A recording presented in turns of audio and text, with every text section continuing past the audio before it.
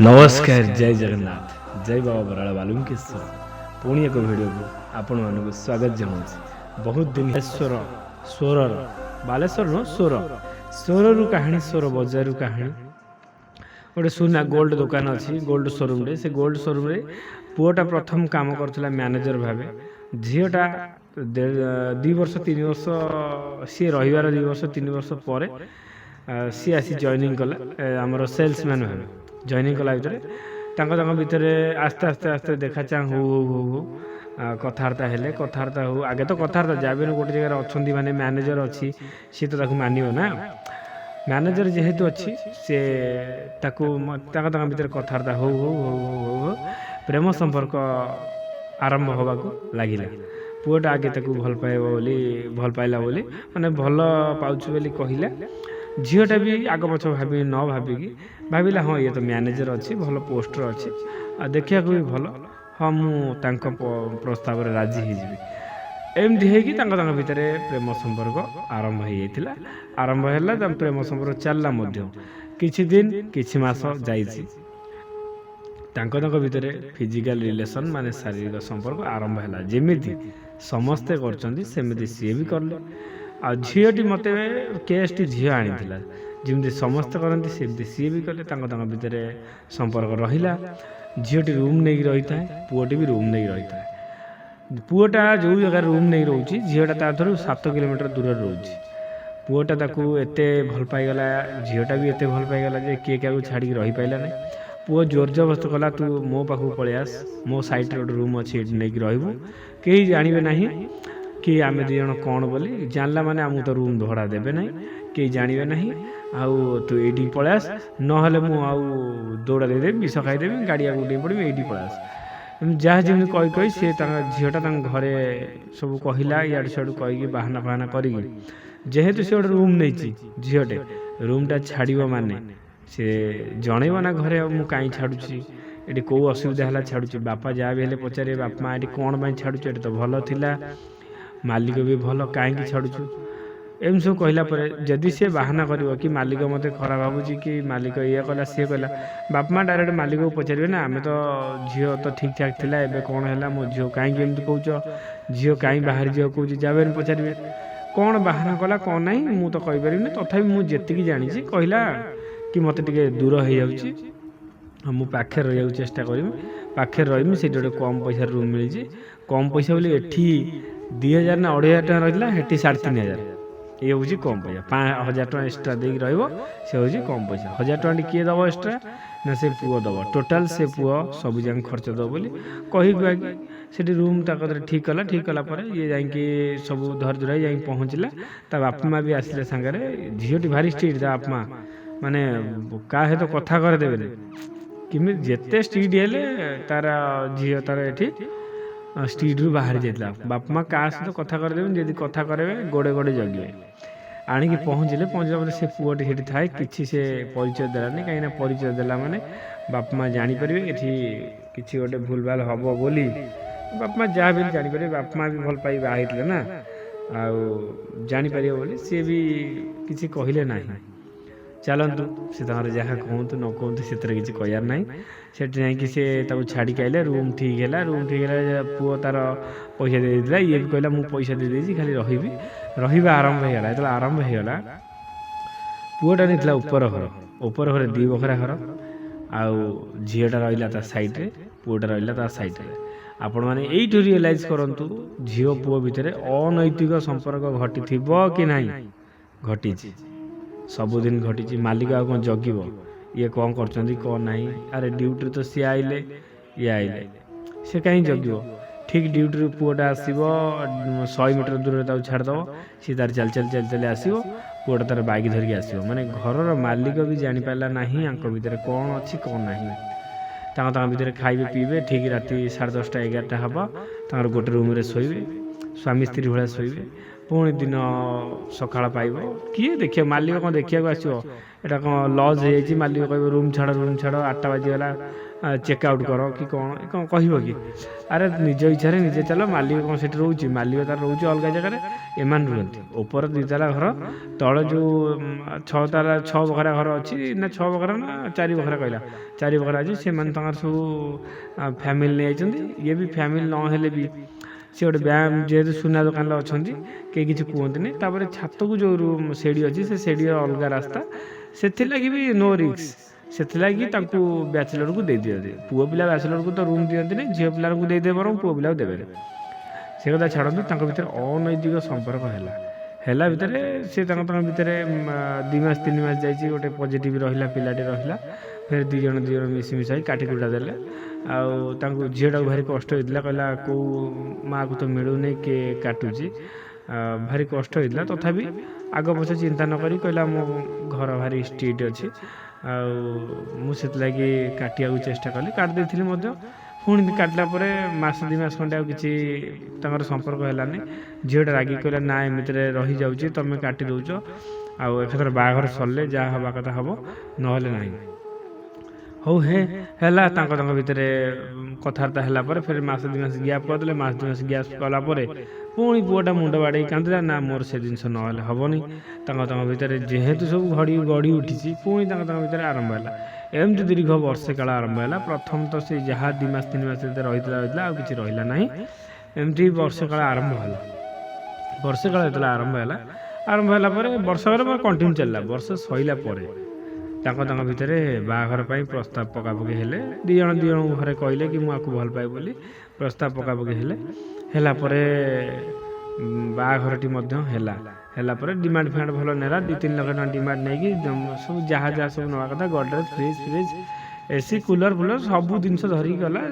ଜିନିଷ ପତ୍ର କୌଣସି ହେଳା ନାହିଁ, କାହିଁକିନା ବାପା ମା ଭଲ ପଇସା ବାଲା ଘରର ଝିଅର, ସୁନା ଦୋକାନରେ କାମ କରୁଛି, ଏଠି ବି 22-23 ହଜାର ଟଙ୍କା ପାଉଥିଲା।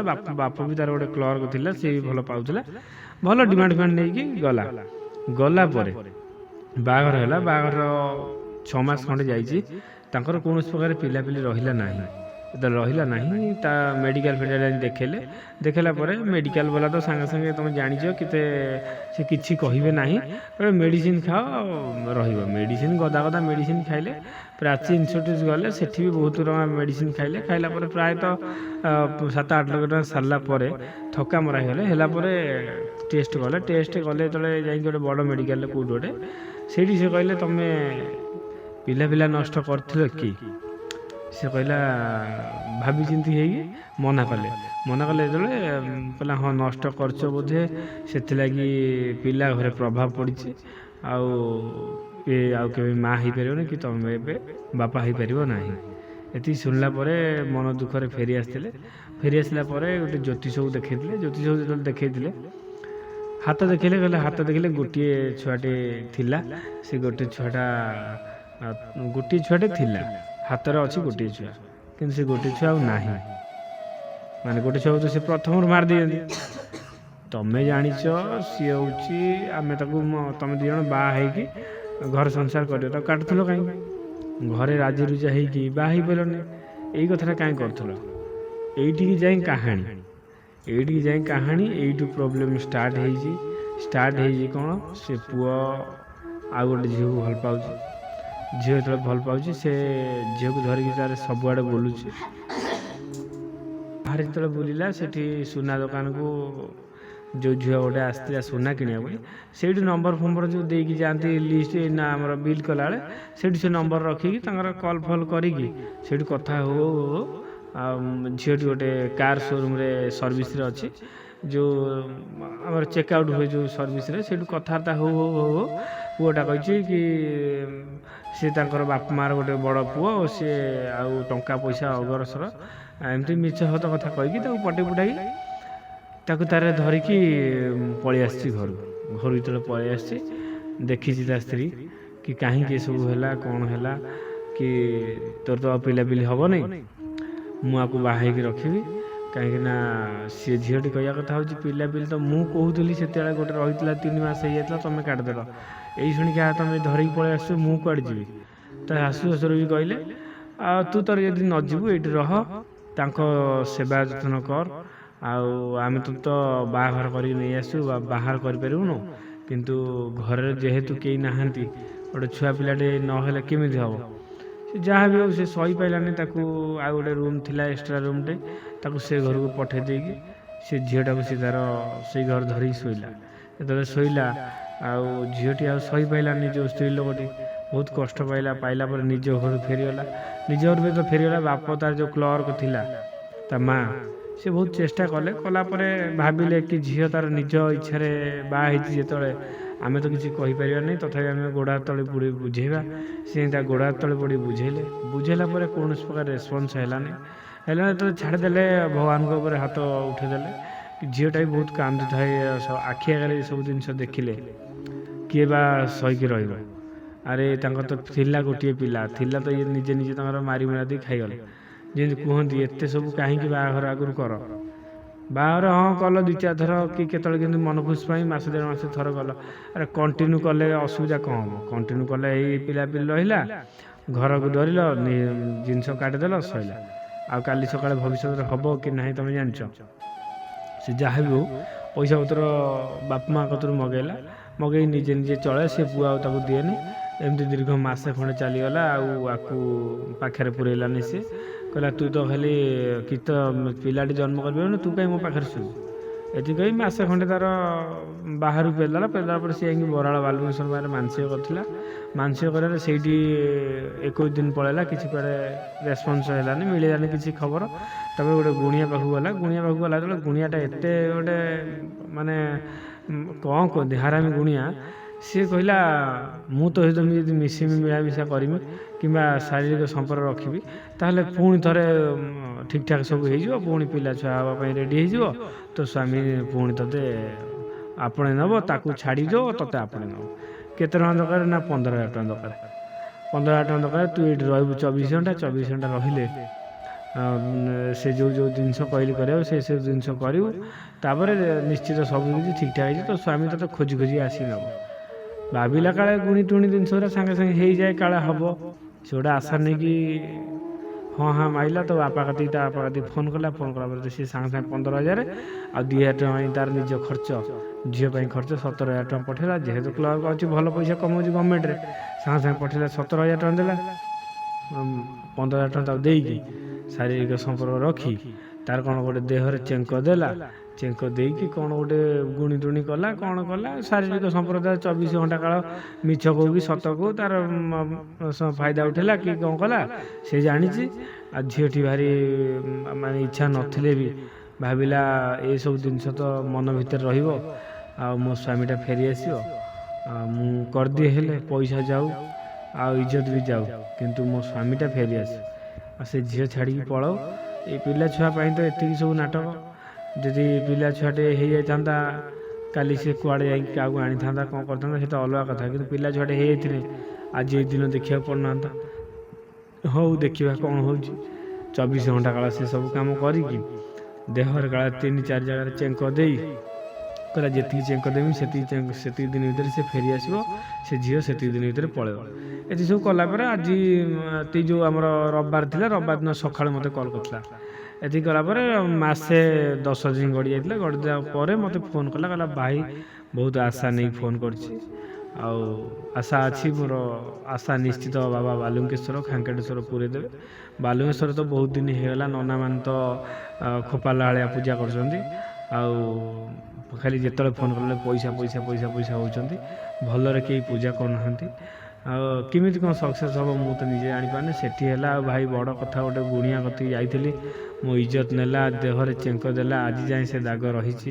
କାହାକୁ ବା ଦେଖେଇବି? ମୁଁ ଯଦି ମୋ ସ୍ୱାମୀ କତିକି ଫେରିଯାଏ, ତାହେଲେ କାଲି ସକାଳେ ସେ ଚେଙ୍କ ଦେଖିଲା ପରେ କ'ଣ ଭାବିବ, ମୁଁ କୁଆଡ଼େ ଯାଇଥିଲି, କ'ଣ କରିଥିଲି, ଆହୁରି ମୋତେ ସେ ମାନେ ତଣ୍ଟିରେ ଦୌଡ଼ା ଦେଇ ଟାଙ୍ଗିଦେବ ଘରେ।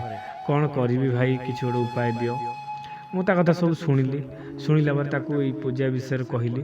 କେଉଁ ପୂଜା ନା 7 ସୋମବାର ପୂଜା। 7 ସୋମବାର ପୂଜାରେ ନୀତି ନିୟମ କ'ଣ ନାହିଁ ସବୁ ମୁଁ ଜଣେଇଥିଲି। ସେ ନୀତି ନିୟମ ତ ମୁଁ ଜଣାଉଛି, ଗୋଟେ ଭିଡ଼ିଓ ଅଲଗା ସେପାରେଟ୍ ଭିଡ଼ିଓ କରି ରାତି 2ଟାରେ ଉଠିକି ନିତ୍ୟକର୍ମ ସାରି ସେଇ ହିସାବରେ ବେଲପତ୍ର ହଳଦୀ ଚନ୍ଦନ ମିଶାଇ ଲଗେଇ ଫୁଲ ତୋଳି ନେଇକି ଶିବଙ୍କ ମସ୍ତକରେ ଚଢ଼େଇଲେ ନିଶ୍ଚିତ ସକ୍ସେସ୍ ହେବ ବୋଲି ମୁଁ ତାକୁ କହିଥିଲି। ଆଉ ମୁଁ ତାଙ୍କୁ ଟାଇମ୍ ଦେଇଥିଲି 12ରୁ 15 ଦିନ, ହାଷ୍ଟ 17 ଦିନ। 7 ରୁ 17 ଦିନ ଭିତରେ ନିଶ୍ଚିତ କିଛି ଉପାୟ ବାହାରିବ, ସିଏ ଫେରି ଆସିବ ମୁଁ କହିଥିଲି। କିନ୍ତୁ ତାହା ହେଲା ନାହିଁ। କ'ଣ ହେଲା ନା ସୋମବାର ରବିବାର ରାତିରେ ପୂଜା ହେଇଛି, ସୋମବାର ଦିନଟା ଯାଇଛି, ମଙ୍ଗଳବାର ଆଜି ସକାଳୁ ମୋତେ ଫୋନ୍ କରୁଛି। ରାତି 4ରୁ ତା'ର ଘନା ଘନ ଫୋନ୍ ଚାଲିଛି। ମୁଁ ସବୁବେଳେ ପାଇଁ ସାଇଲେଣ୍ଟ ରଖେ। କିଛି ଭାଇମାନେ କୁହନ୍ତି ସାଇଲେଣ୍ଟ କାହିଁ ଫୋନ୍ ରଖୁଛ, କି କିଛି ଭଉଣୀମାନେ କୁହନ୍ତି। ଆରେ ମୋର ଗୋଟେ କ'ଣ କହିଲ, ଏ ସାଉଣ୍ଡ ମୋତେ ଭଲ ଲାଗେନି, କେଁ କାଁ ମେ ମା ଭଲ ଲାଗେନି। ମୋ ଆଖି ଆଗରେ ସବୁବେଳେ ଫୋନ୍ ରୁହେ, ଆଉ ମୋବାଇଲଟି ସାଇଲେଣ୍ଟ ନୁହଁ, ପ୍ରାଇଭେଟ୍ ରୁହେ। ସବୁବେଳେ ଫୋନ୍ ଆସିଲା ମୋତେ ଭଲ ଲାଗେ, ମୁଁ ଉଠେଇ ଦିଏ। ମୋତେ ସାଉଣ୍ଡ ଜମା ପସନ୍ଦ ନୁହଁ, ଜମା ସାଉଣ୍ଡ ପସନ୍ଦ ନୁହଁ। ମୁଁ ସେଥିପାଇଁ ବ୍ଲୁଟୁଥ୍ ଯେଉଁଟା ଦେଇଛି, ମୋ ବ୍ଲୁଟୁଥ୍ଟା ବି ପ୍ରାଇଭେଟ୍ ବ୍ଲୁଟୁଥ୍ ବାଲା, ବ୍ଲୁଟୁଥ୍ ଥରିବ, ବେକ ଥରିଲେ ମୁଁ ଜାଣିପାରେ ଫୋନ୍ ଆଇଲା। ସେଥିଲାଗି ମୁଁ ସାଇଲେଣ୍ଟ ରଖିଛି। ରାତିରେ ସାଇଲେଣ୍ଟ ରଖିଥିଲି, ତାର ରାତି ସାରା ଫୋନ୍ କରୁଛି। ସକାଳ 5:30 6ଟା ବେଳକୁ ମୁଁ ଉଠିଲା ବେଳକୁ ବାପ କଲ୍ 60ଟା କଲ୍। ଏଠି କ'ଣ ହେଲା ନା ଭାଇ, ସେ ମୁଁ ତୁମକୁ କହିବା ଫୋନ୍ଟା ଏତେ କରୁଛି କାହିଁକି ଉଠାଉନା, ଏତେ ରାତିରେ ଥକା ମରା ହେଇ ଶୋଇପଡ଼ିଛି, ଜ୍ୱର ହେଇଥିଲା ସେଥିପାଇଁ ଉଠେଇ ନଥିଲି। କୁହନ୍ତୁ କ'ଣ ହେଇଛି ନା, କଥା କୋଉ କହିଲା ନା ସୋମବାର ଝିଅଟି ରାତିରେ କୁଆଡ଼େ ପଳେଇଛି, ଆଉ ପୁଅଟା ତାର ଏତେ ଝଗଡ଼ା ନାଇଛନ୍ତି, ସେ କୁଆଡ଼େ ପଳେଇଛି। ପୁଅ ମୋତେ ଖୋଜି ଆସି ମୋ ପାଖରେ ପହଞ୍ଚିଲା ପରେ ମୋ ଗୋଡ଼ ହାତ ତଳେ ପଡ଼ୁଛି, ସତହତିଆ ଗୋଡ଼ ହାତ ଧରୁଛି, କହୁଛି ମୁଁ ଯାହା କରିଛି ଭୁଲ କରିଛି, ଆଉ ଆମ ନିଜ ଭୁଲ ପାଇଁ ନିଜେ ଆମେ ପସ୍ତଉଛେ, ଛୁଆଟେ ହେଉନି, ସେଥିଲାଗି ମୁଁ ତୋତେ ଭୁଲ ବୁଝି କିଛି ଲାଭ ହିଁ ନାହିଁ, ମୁଁ ଫେରି ଚାଲ ଘରକୁ। ବାପା ମା ସମସ୍ତେ ଆସିଛନ୍ତି, ସେମାନେ ଗାଡ଼ିରେ ଅଛନ୍ତି, ଆଉ କଥା ଛୋଟ ହେବ ବୋଲି ସେ ଆସୁନାହାନ୍ତି, କିନ୍ତୁ ତୁ ଫେରି ଚାଲ। ଆଉ ମାନେ ବହୁତ ଦୁଃଖ କରିକି କହିଲା, କାନ୍ଦୁଣି କହିଲା। କହିବା ଭିତରେ ଦୀର୍ଘ 10 ମିନିଟ୍ ପଳେଇଲା। ସେ କିଛି ବାପା ମା କିଛି ସୁରାଗ ନ ପାଇବାରୁ ଭାବିଲେ ବାପା ମା ସେ ଆସୁନେଇ କି ନାହିଁ କି କ'ଣ। ବାପା ମା 2 ଜଣଙ୍କ ଆସିଲା ପରେ ଝିଅଟି ତା ଶାଶୁର ମୁହଁକୁ ଦେଖିକି ସହିପାରିଲାନି, ବହୁତ କାନ୍ଦି ପକାଇଲା। ଭୋ ହୋଇକି ତା ଶାଶୁ, ସିଏ ବି କାନ୍ଦି ପକାଇଲା, କହିଲା ଯାହା ହେଇଛି ମା ହେଇଛି, ଆମକୁ ନିଜ ମା ଭାବି କ୍ଷମା କରିଦେ, ଆଉ ଘରକୁ ପଳେଇ ଚାଲ। ଏତିକି ଏଇ ବୁଢ଼ୀ ତୋ ଶାଶୁଟାର ଏତିକି କଥା ରଖ, ଆଉ ଆମେ କିଛି ତୋତେ କହିବୁନି, କିଛି କେବେ ବି କହିବୁନି। ମୋ ପୁଅର ଦୋଷ ପାଇଁ ଆଜି ଏତିକି ହେଲା। ପୁଅ ଯଦି ମାନେ ପାଗଳ ଭଳିଆ ନ ହେଇଥାନ୍ତା ସେତିକି ବେଳେ ଆଜି ତମ 2 ଜଣଙ୍କ ଘର ଭାଙ୍ଗି ନଥାନ୍ତା।